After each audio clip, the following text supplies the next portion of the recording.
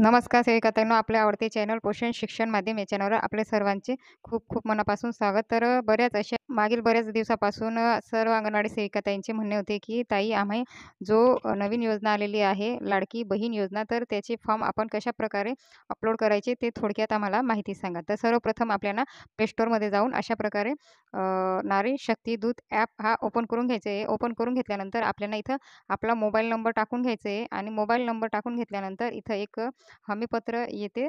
तर ते हमीपत्राला आपल्याला स्वीकृती दाखवायची आहे. तर ते आपल्याला स्वीकार करून घ्यायचे आहे. स्वीकार केल्यानंतर अशा प्रकारे आपल्याला ते लॉगिन करून घ्यायचे आहे. लॉगिन झाल्यानंतर आपल्याला आपले पूर्ण नाव, ईमेल ॲड्रेस, मोबाईल नंबर आणि आपले पद हे आपल्याला तिथं रजिस्ट्रेशन करून घ्यायचं आहे. आपली प्रोफाईल बनवून घ्यायची.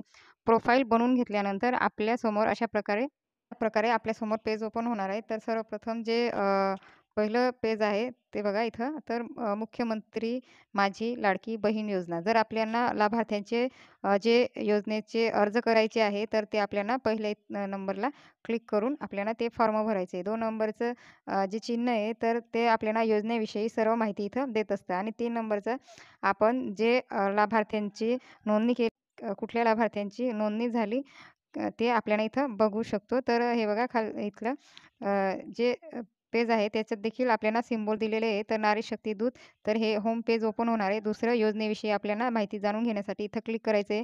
तिसरं आपण केलेल्या अर्जाची लिस्ट बघण्यासाठी आणि चौथं हे आपलं प्रोफाईल जे आपण माहिती भरून आपण तो ॲप ओपन करून घेतला आहे. तर त्या माहितीमध्ये जर आपल्याला बदल करायचा असेल, तर प्रोफाईलला अपडेट करून ते माहिती आपल्याला अपडेट करून घ्यायची आहे. तर अशा प्रकारे आपलं हे पूर्ण होम पेज आहे. त्यानंतर आपल्याला लाडकी बहीण योजना इथं क्लिक करायचं. तर अशा प्रकारे आपला फॉर्म ओपन होणार आहे. ओपन झाल्यानंतर आपल्याला त्या लाभार्थी महिलेची पूर्ण माहिती इथं भरून घ्यायची आहे. तर इथं बघा आपल्याला इथं त्या महिलेचे संपूर्ण नाव इथं टाकून घ्यायचे आहे. नाव टाकून घेतल्यानंतर ते आपल्याला इथं तिचे पतीचे नाव टाकून घ्यायचे आहे. जर पती नसेल तर वडील असेल तर आपल्याला इथं क्लिक करायचं आहे.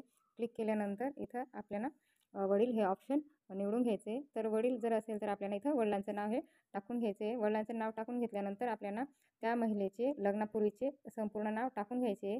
त्यानंतर अत्यंत महत्त्वाचं बघा, तर महिलेची जी जन्मतारीख आपण टाकत आहे, तर बऱ्याच अशा महिलांचे जन्मदाखला, शाळेचे दाखल्यावर वेगळी जन्मतारीख आहे आणि आधार कार्डवर वेगळी जन्मतारीख आहे. त्याच्यामुळे आपल्याला इथं जन्मतारीख टाकत असताना जन्मदाखल्यावरची जन्मतारीख इथं टाकून घ्यायची आहे. त्यानंतर इथं बघा अर्जदाराची संपूर्ण आधारप्रमाणेच सगळं माहिती इथं आपल्याला पत्ता द्यायचा आहे. त्यानंतर जिल्हा, गाव, ग्रामपंचायत आणि पिनकोड ही टाकून घ्यायची. त्यानंतर मोबाईल नंबर हे अत्यंत आवश्यक आहे. कारण ज्यावेळेस आपण फॉर्म सबमिट करत असतो त्यावेळेस एक OTP हा या मोबाईलवर जात असतो आणि तो OTP टाकल्यानंतर आपला पूर्णपणे फॉर्म हा यशस्वीरित्या भरला जात असतो. त्याच्यामुळे लाभार्थ्याचे इथं मोबाईल नंबर टाकून घ्यायचे, आधार क्रमांक टाकायचे. त्यानंतर जर तुम्ही एखाद्या शासनाची योजनेचा लाभ घेत असेल तर तुम्हाला इथं होय म्हणायचं आहे. जर होय म्हटल्यानंतर आपल्याला ती रक्कम जी रक्कम आपण घेत आहोत तर त्या रकमेचा इथं उल्लेख करायचा आहे.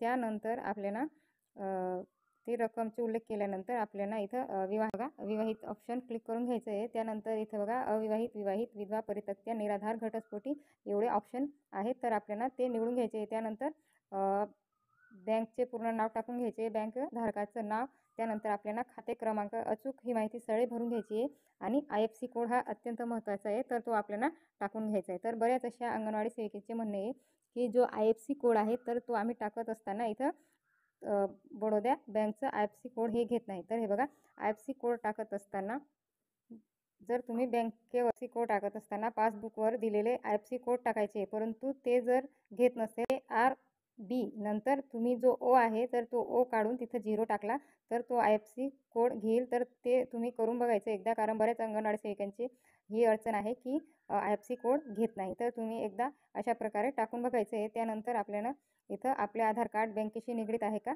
तर ते ऑप्शन निवड करायची आहे. त्यानंतर हे बघा अत्यंत महत्त्वाचं की आपण जे इथं कागदपत्र अपलोड करत आहोत, फोटो कॅप्चर करत आहोत, तर फोटो कॅप्चर करत असताना शक्य असेल तर तुमच्याकडे जर ओरिजिनल कागदपत्र असेल तर ओरिजिनल कागदपत्रांचे इथं फोटो घेणं गरजेचं आहे.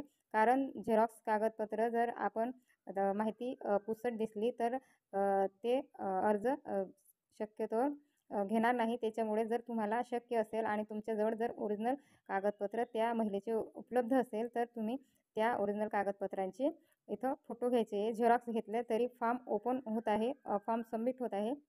कागदपत्र जोडले तरीही फॉर्म सबमिट होत आहे. परंतु पुढे प्रत्येक मिनिटाला नवीन अपडेट येत आहे. तर जर आपले झेरॉक्स कागदपत्र पुसट स्वरूपात असेल, तर तो फॉर्म बाद होण्याची शक्यता आहे. त्याच्यामुळे जर तुम्हाला शक्य असेल, तुमच्याजवळ उपलब्ध असेल, तर ओरिजिनल कागदपत्र इथं घ्यायची. त्यानंतर इथं बघा शेवटचं अर्जदाराचा फोटो म्हटलेला आहे.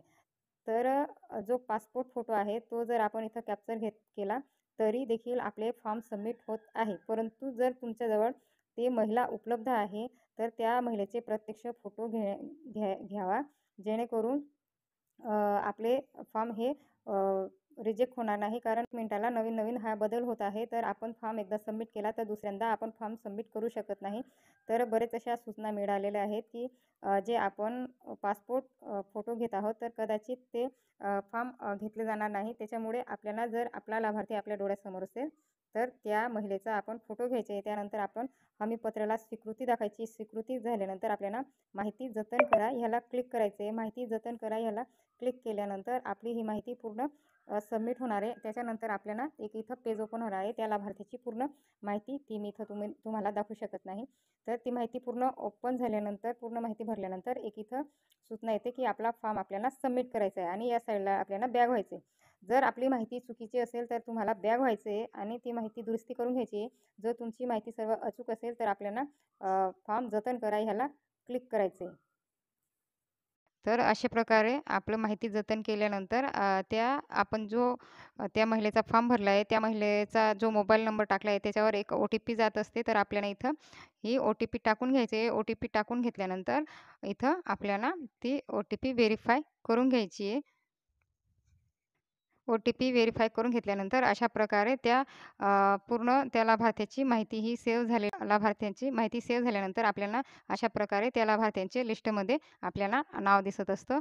तर अशा प्रकारे हा फॉर्म भरून घ्यायचा आहे. तर आपल्या स्वतःच्या मोबाईलवर नारी शक्ती दूत ॲप डाउनलोड करून अशा प्रकारे आपल्या कुटुंबातील महिलेचे फॉर्म भरू शकतात. परंतु अट एवढी आहे, की तुम्ही फॉर्म भरून घेतल्यानंतर ऑफलाईन जो फॉर्म आहे, तो आपल्या अंगणवाडी सेविकेताईकडे जमा करायचे आहे. तर तुम्हाला माहिती नक्कीच समजली असेल आणि तुम्ही सर्व आपल्या ताईंपर्यंत शेअर कराल अशी आशा करते. धन्यवाद.